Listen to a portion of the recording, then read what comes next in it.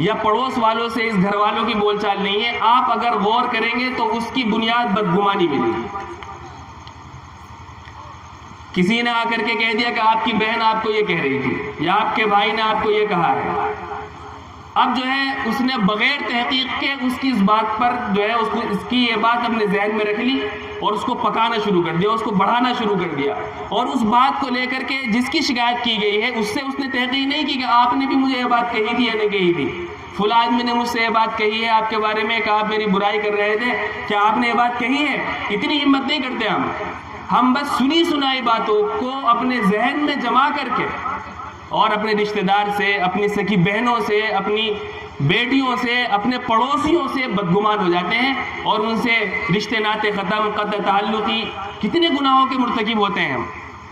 یعنی وہ سکی رشتہ داریاں کہ جن کو جوڑنے کا حکم دیا گیا ہے اور جن کو جوڑنے کے اوپر اللہ نے بڑے بڑے وعدے فرمائے ہیں, بڑی فضیلتیں رکھی ہیں, وہ محض اس بنیاد پر ختم کر دی جاتی ہیں کہ اس کے بارے میں ہمیں کسی کے کہنے سے بدگمانی ہو گئی تھی.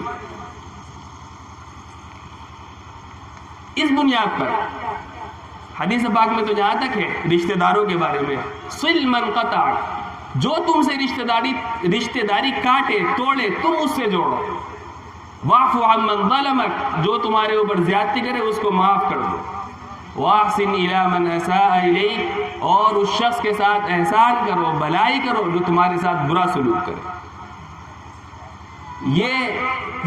یہ ایسا نہیں ہے کہ صرف اگر وہ رشتہ داری رکھے گا تو میں بھی رکھوں گا.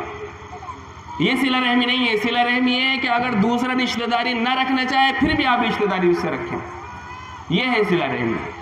اور صلہ رحمی کرنے سے بڑے فوائد حاصل ہوتے ہیں. اس کی عمر میں برکت ہوتی ہے, اس کے رزق میں برکت ہوتی ہے, کاروبار میں ترقی ہوتی ہے. حدیث پاک میں سب موجود ہے.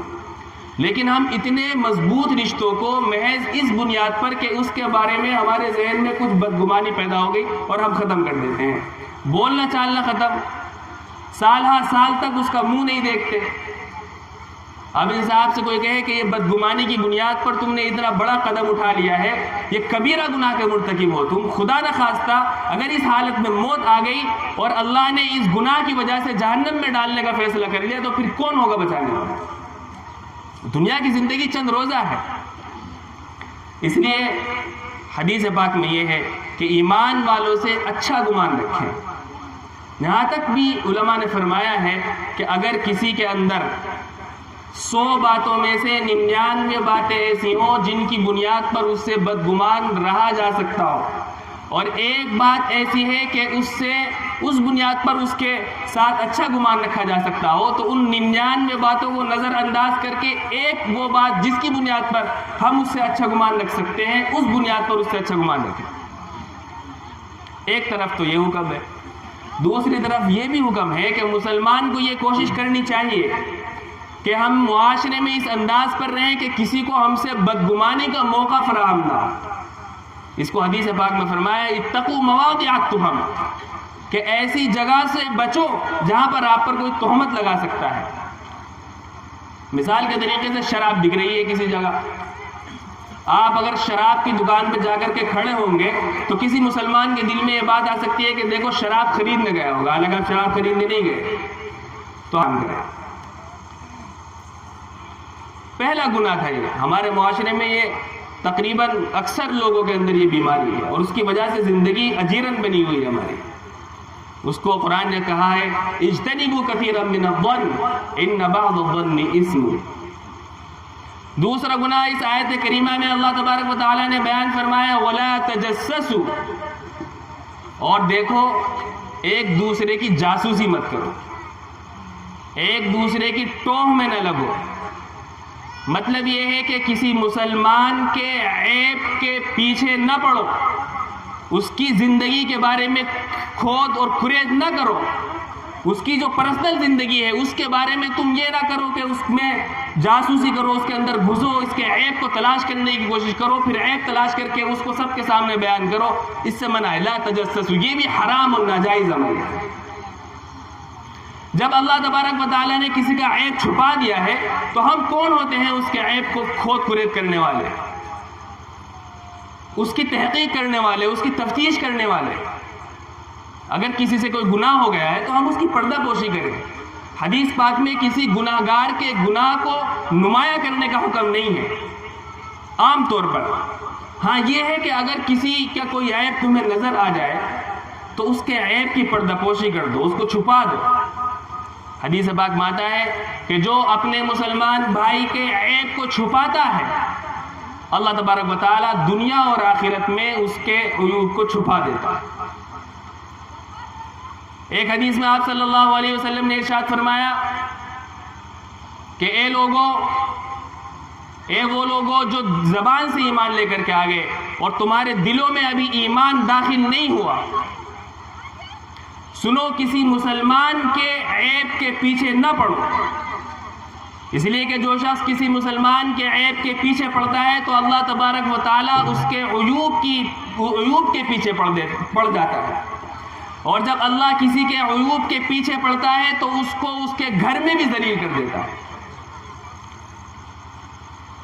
یعنی اگر ہم کسی دوسرے کے عیب کو ہائی لائٹ کریں گے، اس کو بیان کریں گے، تو دوسرا ہمارے عیب پر نظر ڈاکہ ڈالے گا، وہ اس کو چھوٹی سی بات کو بھی بڑا بنا کر کے پیش کرے گا.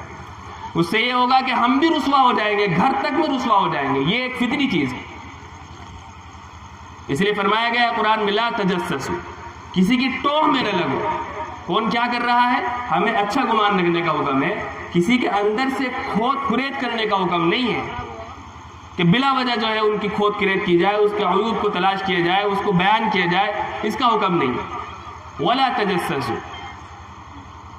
ہاں البتہ جو لوگ ذمہ دار قسم کے ہیں، مثلا باپ ہے، باپ کو اپنی اولاد کی تربیت کی ضرورت ہوتی ہے، یا گھر میں کوئی بڑا ہے اس کو اپنے چھوٹوں کی تربیت کی ضرورت ہے، تو بڑے کو ذمہ دار کو، گھر کے ذمہ دار کو یہ حکم ہے کہ وہ اپنے ماتحتوں کی نگرانی کرے، کھود کھرید کرے، ان کے اوپر نظر بنا کر کے رکھے کہ یہ کیا کیا کام کر رہے ہیں، تاکہ غلط کاموں پر ان کی اصلاح کی جا سکے.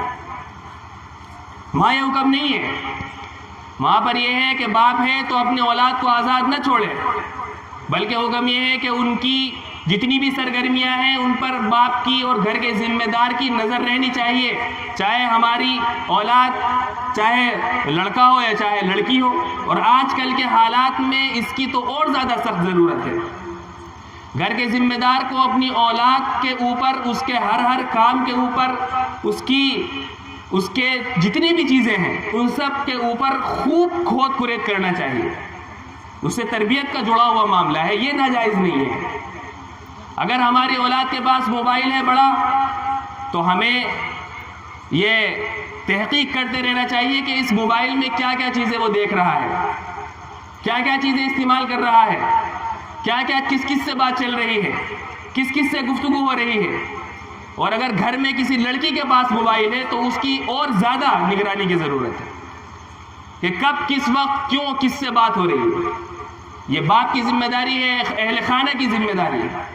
ہمارے گھروں میں جو بگاڑ آتا ہے وہ اس لیے آتا ہے کہ ہم پوری دنیا کی کھود کھرید کرتے ہیں، اڑوس پڑوس والوں کی کھود کھرید کرتے ہیں کہ فلاں کی لڑکی کیسی ہے اور فلاں کا بیٹا کیسا ہے، فلاں کی اولاد ایسا کر رہی ہے، فلاں آدمی ایسا ہے. اپنے گھر کے حالات سے بالکل غافل رہتے ہیں. ہمارے گھر میں کیا ہو رہا ہے، ہماری اولاد کیا کر رہی ہے، ہم یہ سمجھتے ہیں کہ ہماری اولاد سب سے اچھی ہے اور باقی سب بیکار ہے. اس کا نتیجہ یہ ہے کہ ہماری اولاد میں جو برائیاں ہیں وہ دبے پاؤں آ جاتی ہیں، موبائل کے ذریعے آ جاتی ہیں، کسی دوسرے ذریعوں سے وہ برائیاں آ جاتی ہیں اور ہمیں اس کا احساس بھی نہیں ہوتا اور ہم حسن ظن میں رہ جاتے ہیں. یعنی ہمارا معاملہ بالکل الٹا ہے. ہم اپنے گھر والوں سے حسن ظن رکھتے ہیں کہ یہ غلط کام نہیں کریں گے، اور دوسرے لوگ اگر